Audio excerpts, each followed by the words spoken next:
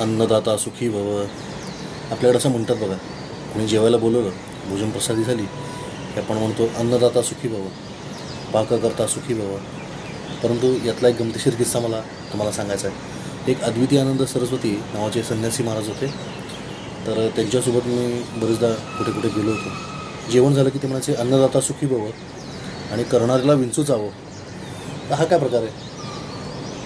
मी त्यांना विचारलं की महाराज असं का म्हणता? त्यांनी मला सांगितलं की पूर्वी एकत्र कुटुंब पद्धती होती. एका घरामध्ये 6-7 कधी 10 अशा सुना असायच्या, मुली असायच्या.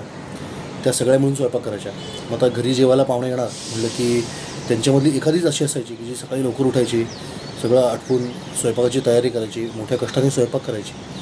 आणि मग जेव्हा पाहुणे जेवायला यायचे त्यावेळी त्यांच्यातली एक जण अशी असायची की जी पुढे पुढे पुढे पुढे करून वाढायला सगळ्यांच्या पुढे असायची, आग्रह करायची, अगदी विचारायची, हे कसं झालं आहे, ते कसं झालं आहे, हे जमलं आहे का, ते जमलं आहे का. आता नक्की बुवा पदार्थ केला आहे कोणी हे त्या पाहुण्यांना कळायचंच नाही.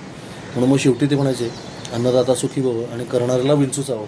असं म्हटल्याबरोबर जिनं खरोखर केलं ती पटकन पुढायची, कोण रे हा मेला मला शिवाय देत आहे. आणि मग त्यांना कळायचं अच्छा तुम्ही केलं आहे बरोबर. तर असा हा गमतीशीर भाग आहे.